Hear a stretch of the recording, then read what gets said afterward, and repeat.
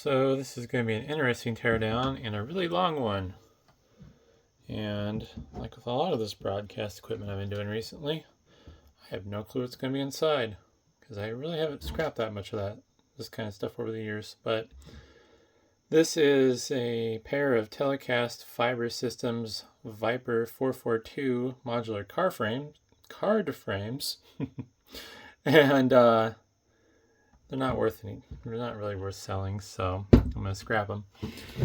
And you'll notice, even though they're upside down, guess we can fix that.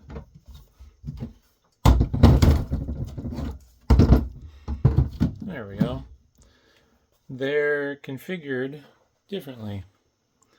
So this part's all the same, but then you get over here and these bank supports are different.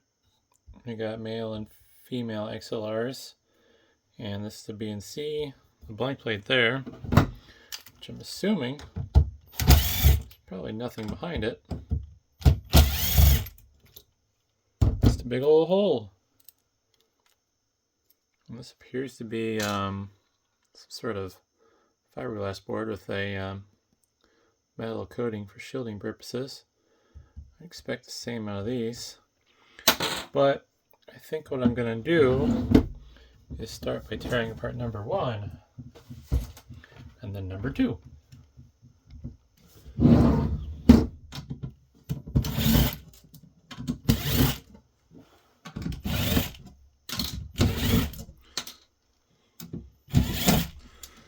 Thought about listing these, but there's already a couple on eBay for like $100, and the only examples of sales were from a year ago, so it's like not really worth messing with. I'm just gonna scrap those.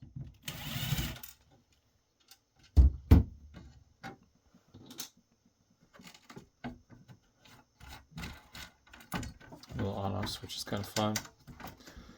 Talk about that here in a second, though. I think I'm going to focus on getting this faceplate off, maybe. I don't know. A little bit of foam here to keep the modules in place. And definitely a very modular design. It does have an internal battery. I was not expecting that. It did mention internal power on the front displays, indicators, but I didn't really know what that meant. Unfortunately, due to its age and what I'm seeing in the circuitry, I suspect it's probably nickel cadmium. So that means hazardous waste. Also, that must mean this doesn't use a lot of power because there's not a lot of battery there.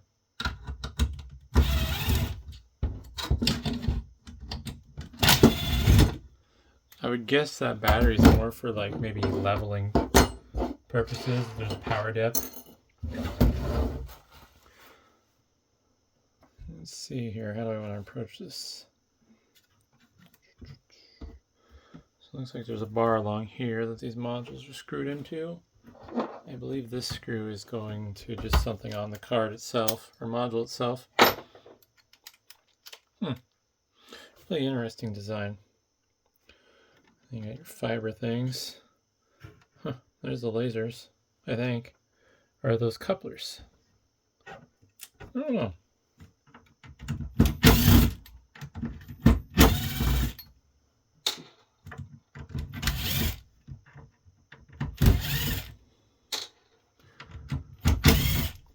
So I'm probably not going to do a full teardown of the other one now that I'm seeing the inside. I was assuming it may be a little bit more different, but I suspect once I remove the cover, I'm just going to see that it's more of this.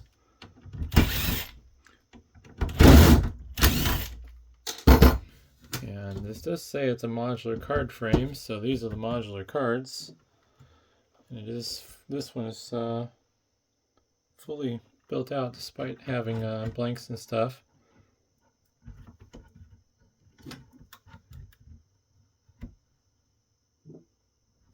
Alright. These must be installed in pairs and trios. There we go. There's a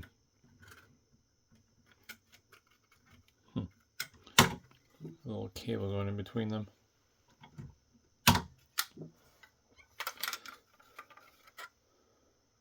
Each one of these boards has different things. Some dip switches for configuration. Don't imagine these are worth anything, but I'll probably look later. See, there's a chip there that does who knows what. Oh, yeah, I can't focus because I'm in wide angle. Boop.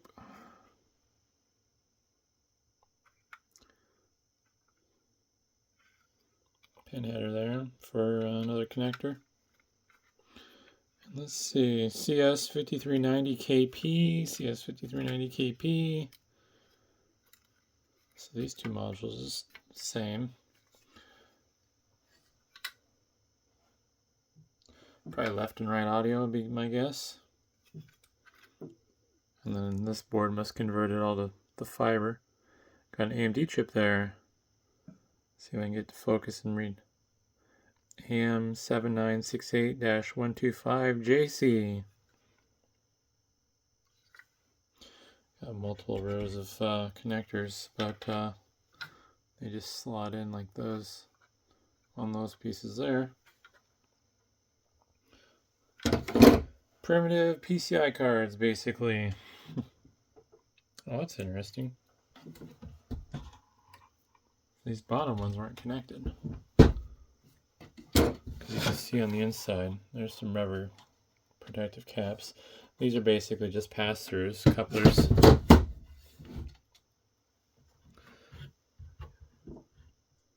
So what's going on here?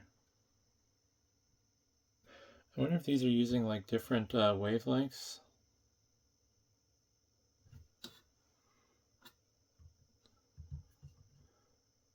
There's 5 of these, 3 of these. Interesting. I guess once I start removing these, we'll find out. So these are operating independently of each other. They're not tied together with cable.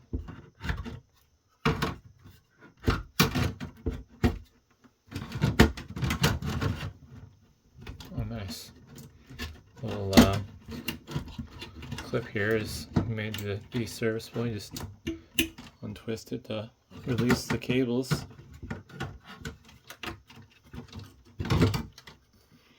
And so I string these out here.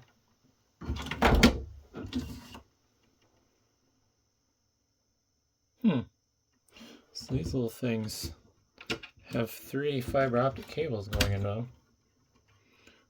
Oh no, they have 2. 2 and then 1 going out. So I don't know if this is some sort of strange coupler.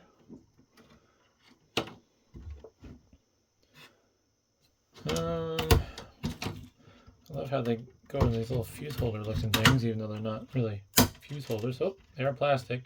I was curious to see what it was made out of, and yeah, it's brittle plastic. Time hasn't been kind to it.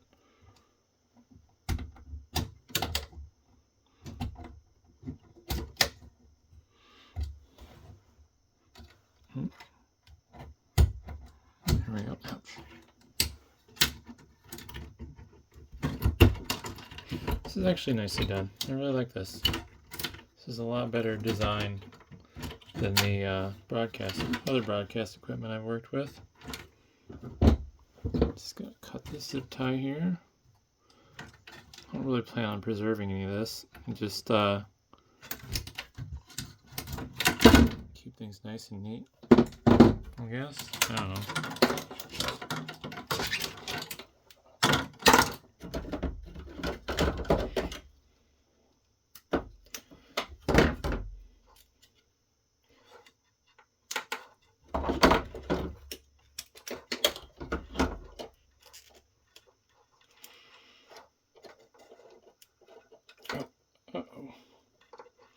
I'm not sure why I'm worried about damaging this, but there we go. That fit.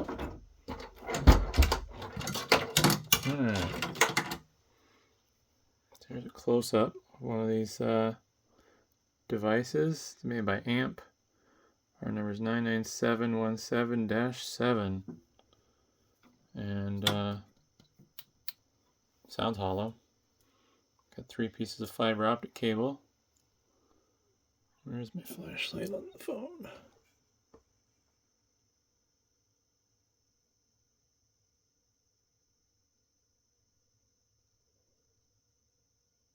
I see the light coming through one.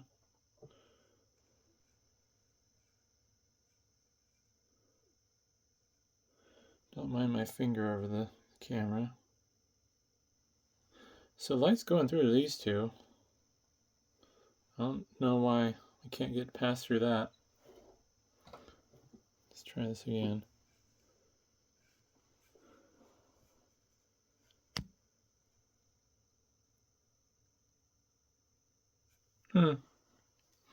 This one might be actually a video where I do a lot of Googling and putting links in the description.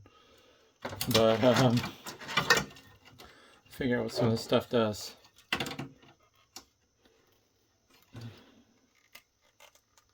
Pop. There we go. Just elbowed my wall. Here's one of the video processing cards. Doesn't look like there's anything too exciting on there. Got a Motorola MC1658P. A Philips chip there. No, focus. NE5532AN. Don't know. Don't recognize what brand that is, but that's whatever it is. EL2044CN. She got a handful of those. Oh, no. 2044CN, and then some EL2244CN. Variable resistors and a little selector switch there. And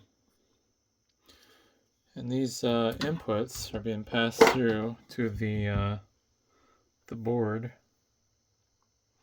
I think some of the vintage smell that this is going for it is from the battery, probably. Although it doesn't appear to be leaking, so that's good. Leaking cadmium batteries don't excite me. I'm sure it's not very healthy. A little piezoelectric buzzer.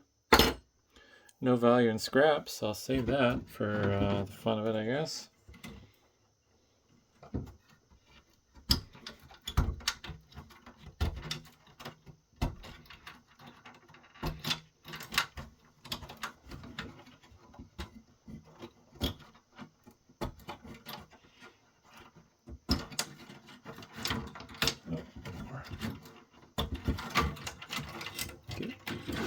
Over this faceplate. I might see if I can save those LEDs. I don't think I'm going to be able to, though. I'm going to have to, yeah, maybe I can. Let's see here. Oh, okay. They're nothing special. Those are just diffusers in the front. But I might save the LEDs anyways. They're nice little pigtails. But, anywho, save this wire wrap too.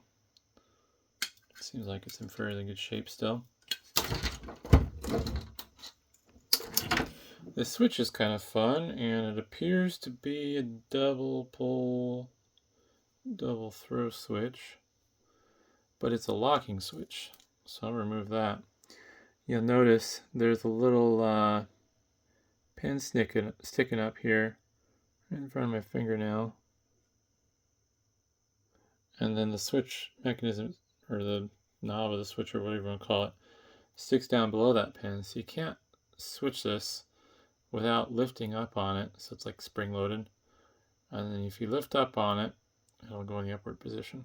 Of course I can't get focus, because go figure, but I love this little machined aluminum nut as well. Very pretty. Anodized machined aluminum. So it's almost a shielded switch of sorts. So lift up, switch her up and down. It's kind of fun.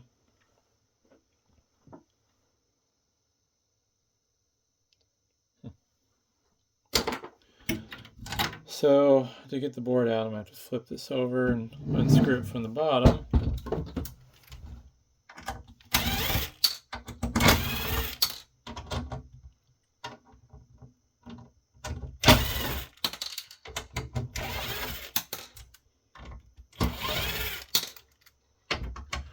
One thing I was really hoping for was these XLR jacks were pass-through couplers, but it doesn't look like that's the case.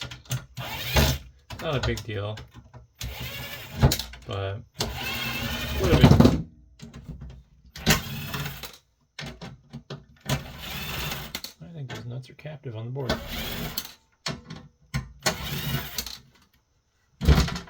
Alright, let's just get all these screws out.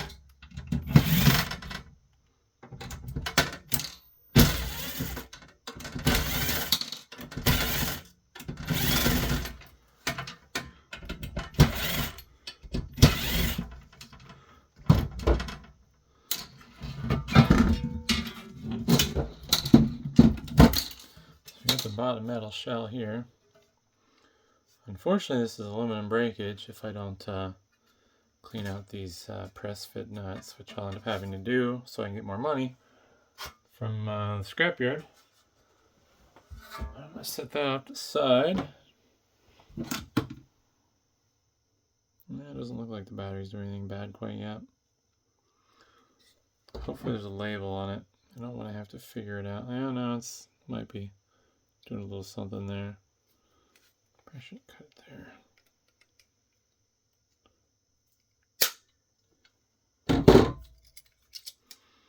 Yeah, it'd be nice if they put a label on it saying what kind of chemistry it is. Oh, there you go. Yeah, it's a NiCad.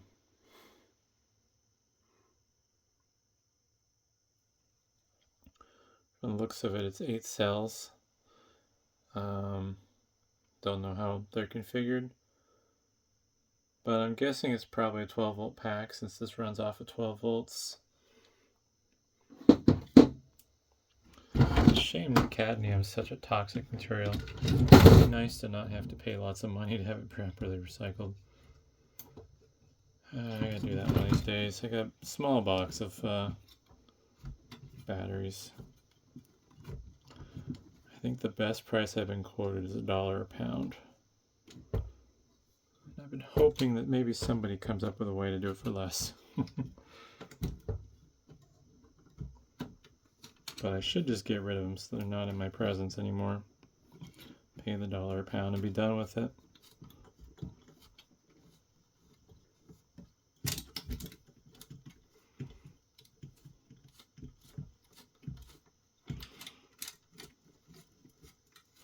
So it doesn't look like there's much going on with this main PCP. It's basically just a backplane and power regulation. So I got a DC to DC converter there. I don't see any labeling. There's part number though on it. BWR-5/1700-D12A.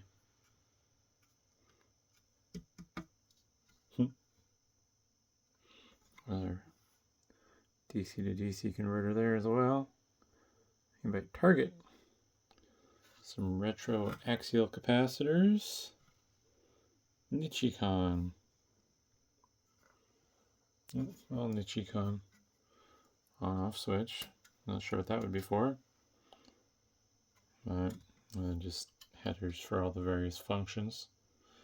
Not much intelligence though on this. Just pretty basic backplane board with some power regulation. But yeah, I was hoping maybe I could do something fun with these, but they're not of any real use to me. Nope. These won't come out without doing some desoldering. Oh, and even then they won't come out.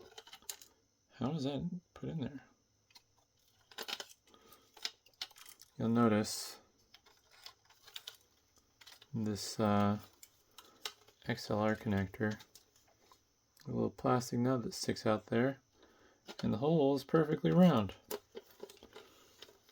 So that means these must have been either teleported in their holes, which I don't think we have technology for yet, or this back piece as a press fit snaps into place.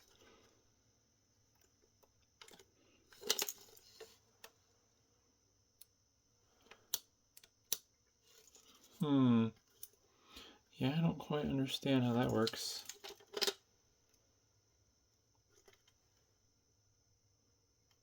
Just wondering if it'd be worth saving them or not even. Probably not.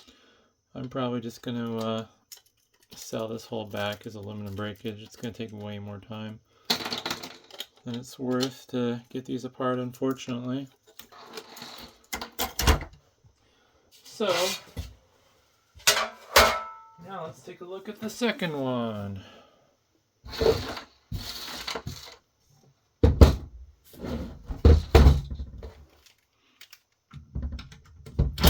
The battery stinks.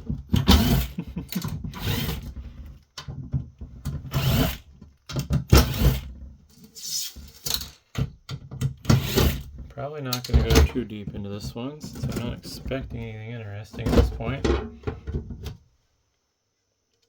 And there's the inside. So, a little rotation here. Oh, okay. Wait, what?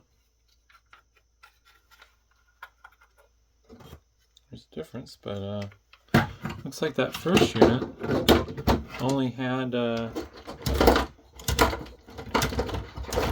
transmit units for the video. This has transmit and receive. Huh.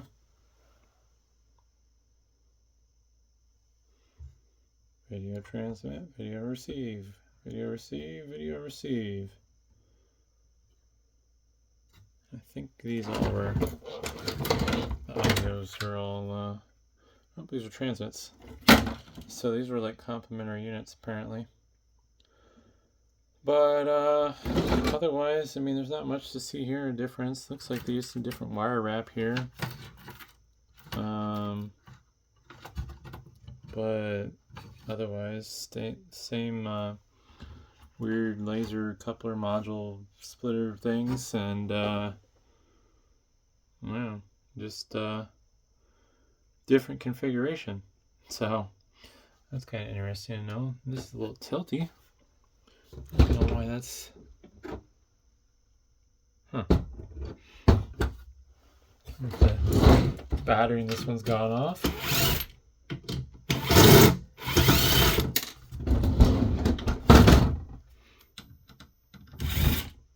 See, there's nickel cadmium everywhere.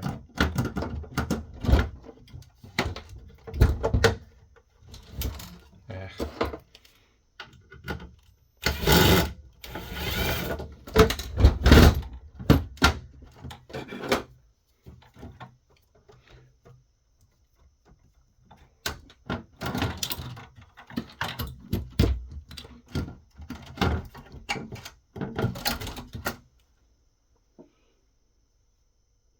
No, I think it was just installed kind of crooked, apparently. It does sit a lot further out, past the base.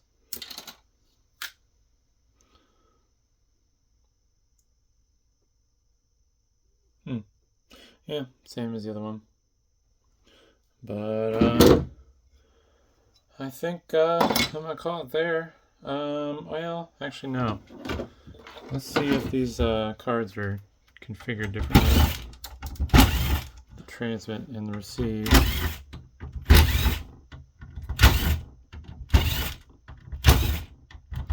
This one has more audio cards in it. The video first. Oh, that's interesting. So transmit card, and this is the receive card. Looks like there's more of like a tuner in there or something. And this PCB appears to be an antenna or something. Actually, I don't know. The RF people who are smart probably can correct me. I'm gonna remove the screws when we get to this.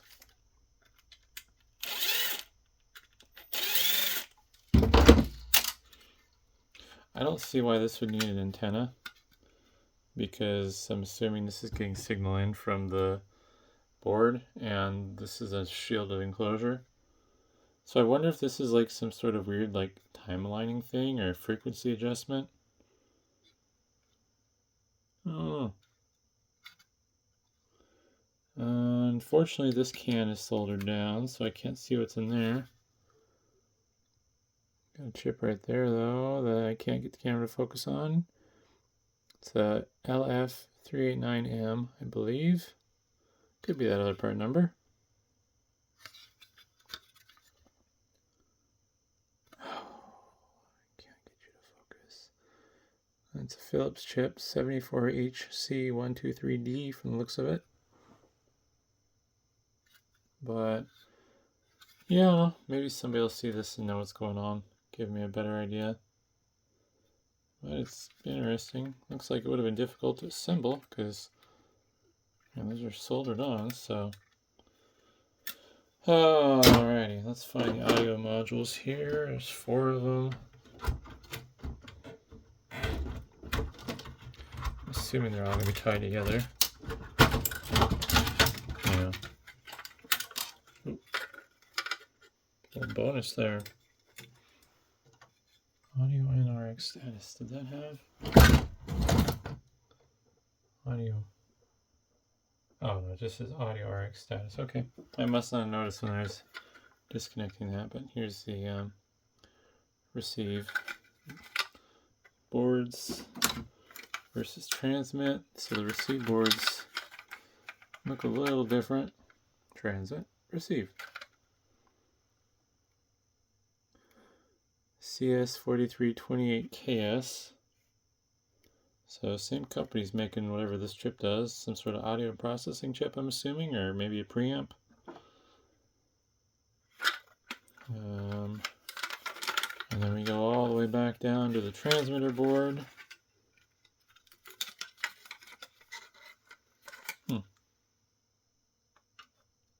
It's interesting. This wire is loose. Different revisions apparently. Yeah, they look similar but are different at the same time. I imagine a lot of the functions, or never mind, receive board. I imagine a lot of the functions are the same.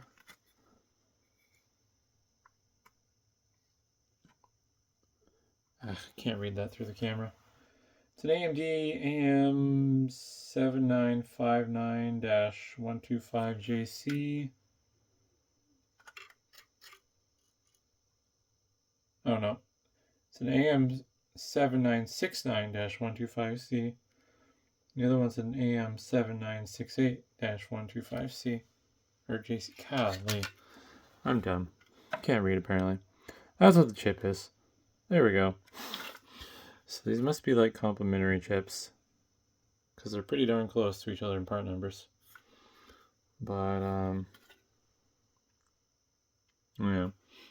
Anywho, I think that's all there is to see, though. I mean, this is otherwise pretty much the same construction, just different cards in the frame. But I got quite the mess to clean up, and hopefully that was interesting, and thanks for watching.